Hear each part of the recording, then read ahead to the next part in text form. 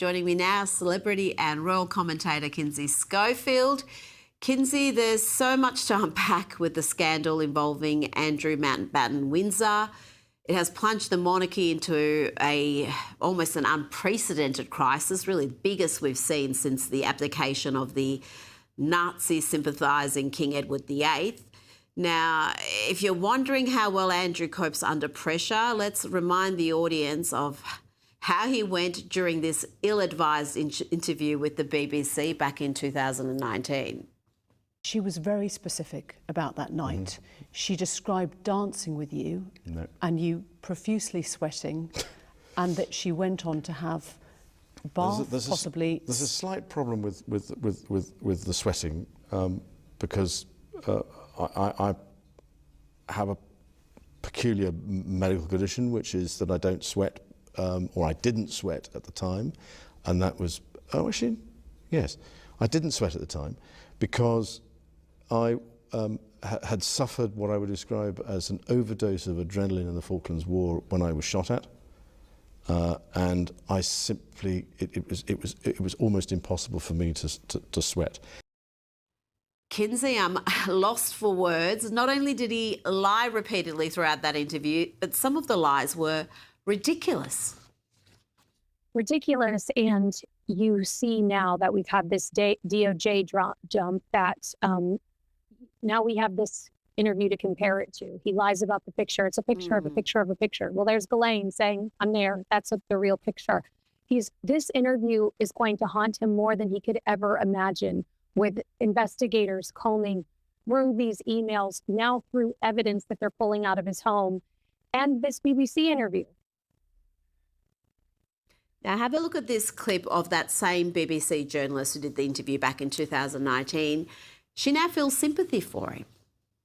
We talk a lot about people's sort of state of mind and health and all the rest of it. And I suppose I do feel, I feel concern, actually, as I'm watching this story unfold. And I suppose that two things can be simultaneously true, that it can have been a long time coming, but when it does, there is somebody at the centre of it, and it is a father, and there are children, and there is a mental health question. Kinsey, what do you make of that assessment there?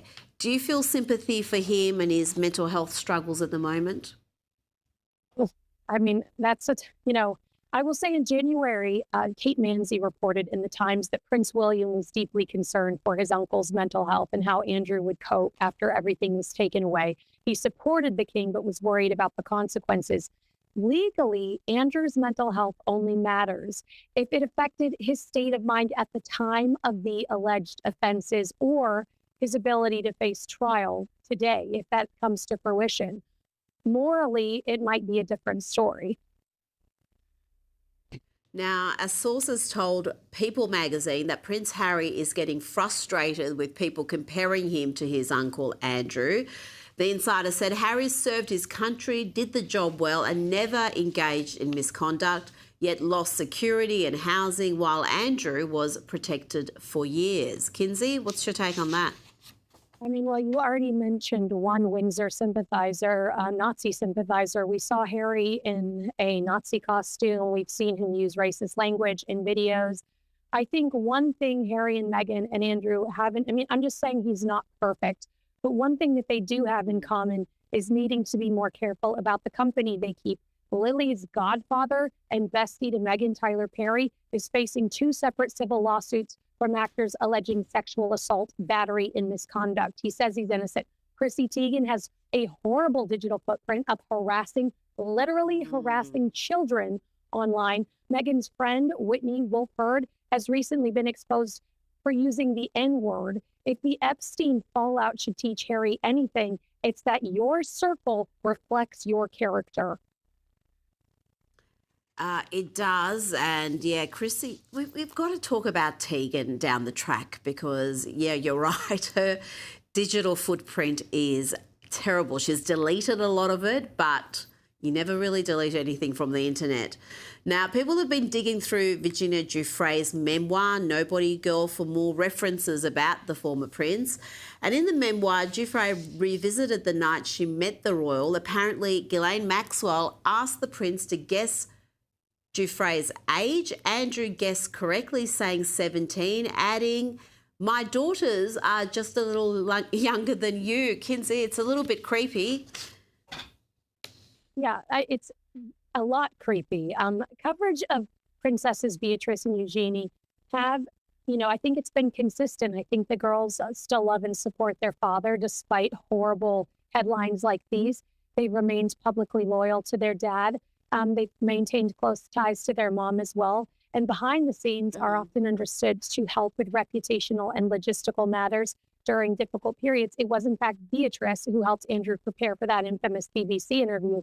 But the scale and persistence of the Jeffrey Epstein scandal could ultimately test just how sustainable that loyalty is going forward.